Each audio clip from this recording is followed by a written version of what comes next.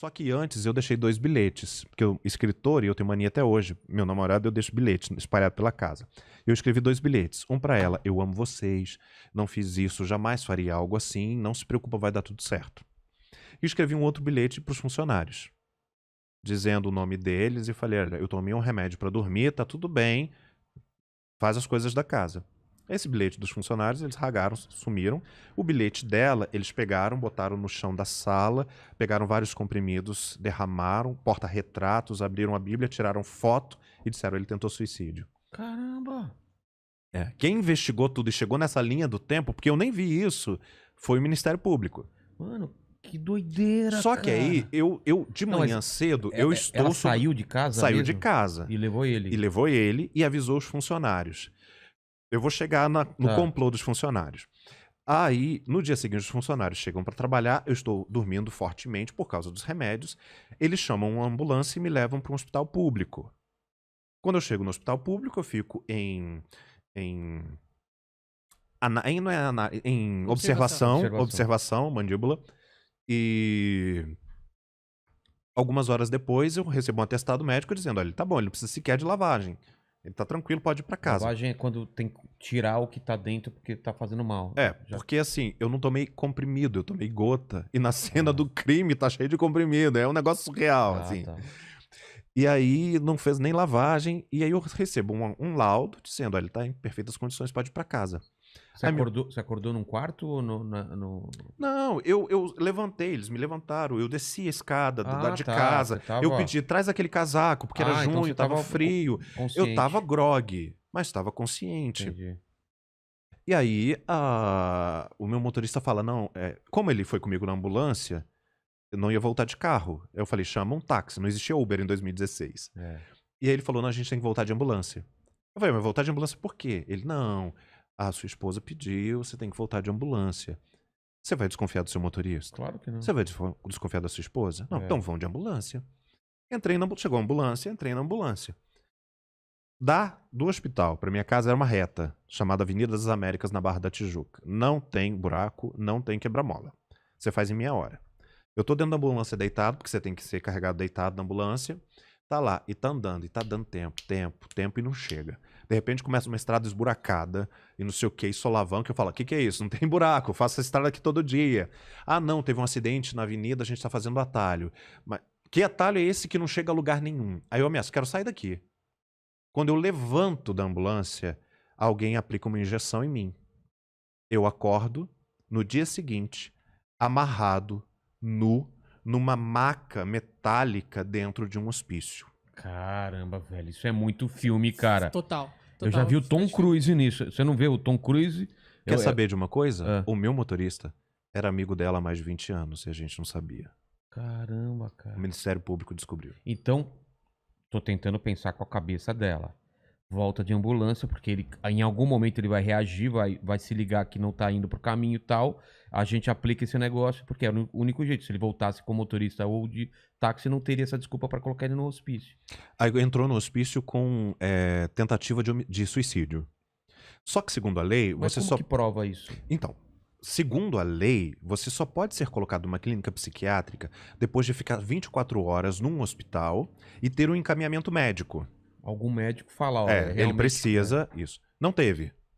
Eu não tinha. Pelo contrário, eu tinha um laudo dizendo que eu estava bem, que eu não representava perigo.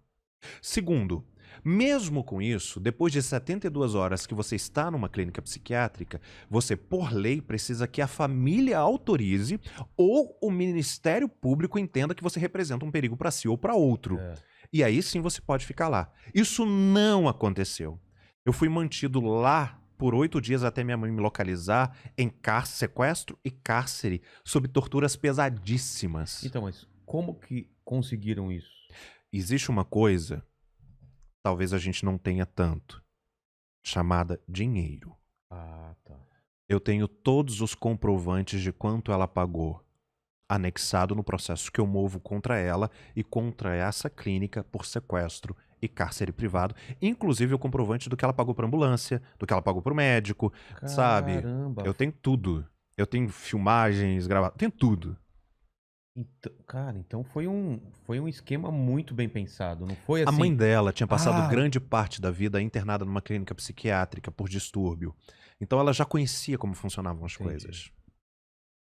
Caramba, eu não sei se eu pergunto agora, mas me interessa muito saber como, como começou isso. Da onde ela tirou a ideia de vou reunir com umas pessoas e vou tramar tudo isso. Você já tem essa resposta ou não?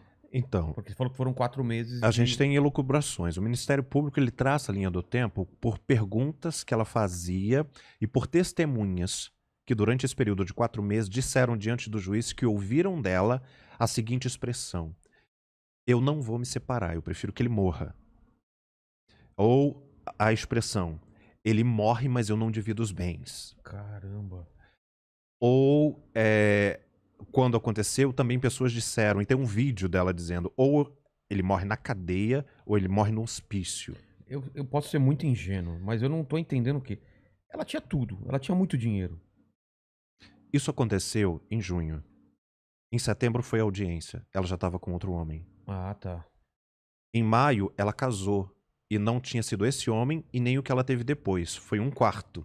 Em um período de menos de um ano, ela colocou 4 homens dentro de casa para uma mãe que disse que o filho foi estuprado. Caramba. Com detalhe, eu não conhecia nenhuma dessas pessoas.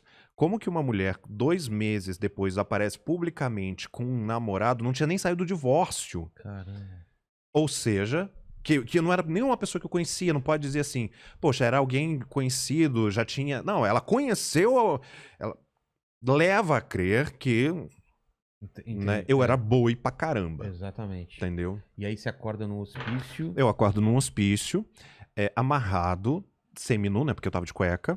e você tinha uma ideia temporal de quanto tempo tinha passado ou você tava Não, totalmente... quando eu vi a cena, o que eu achei? O que uma pessoa com uma situação favorável do Rio de Janeiro, quando acorda num local amarrado, acha? Você foi sequestrado. Com certeza. Então eu achei que eu tinha sido sequestrado e eu comecei a me agitar, ia gritar, ia chamar. E aí vinham as pessoas e disseram que eu não tinha sido sequestrado. E aí eu falei, então liga pro meu assessor. E aí começou, você não tem assessor? Eu, como assim não tem assessor? Eu dava o nome, CPF do cara. Não. E aí começou o discurso seguinte: você não é Felipe Heidrich. Nós achamos você na rua, você é um indigente. A gente te trouxe aqui para te livrar de você mesmo. Nessa sala que eu estava, tinha muitas pessoas muito loucas, que esfregaram fezes, que tacavam as coisas, bem bicho de 7 cabeças. Total. E aí tinha uma televisão ligada no máximo, chiando.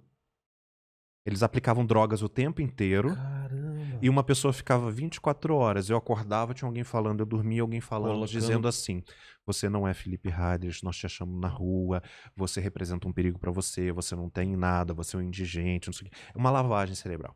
Muito tempo depois, eu descobri que isso foi uma técnica inventada pelos nazistas na Segunda Guerra chamada gaslighting. Que é como você implanta memórias falsas numa pessoa para que ela esqueça quem ela foi e ela se torne uma outra pessoa. Conclusão, diante de tantas drogas, e foi tão problemático isso, porque ninguém sabe, mas quando eu estou na cadeia depois, eu estou passando pelo período de abstinência de droga.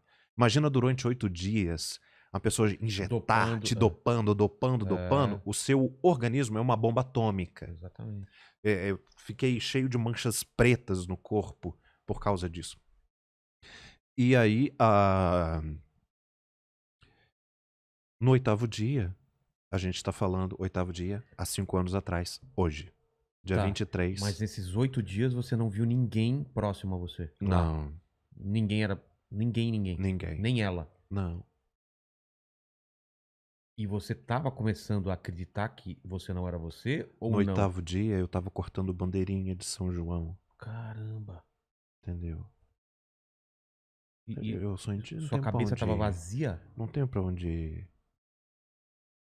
A única coisa que às vezes vinha assim, que me dava a intenção de que era mentira, é porque eu sabia muita coisa da Bíblia de cor. Eu sei muita coisa da Bíblia de cor. Então E eu funciona ficava... essa parada? Funciona? É pesado o negócio. Não, mano, isso é muito real. É droga, Agora... é gente implantando coisa na sua cabeça. E som. e um barulho. Um som... No entanto que eu tenho um TEPT, dependendo da frequência que você liga qualquer coisa perto de mim, te aciona. eu congelo, começo a tremer, suar, entendeu? Sensação de desmaio, e aí eu revejo tudo como se estivesse acontecendo. Soldado Invernal. É o Soldado Invernal, cara. Soldado Invernal, velho, da Hydra. Os caras usaram a técnica da Hydra. É, isso é muito real, tá?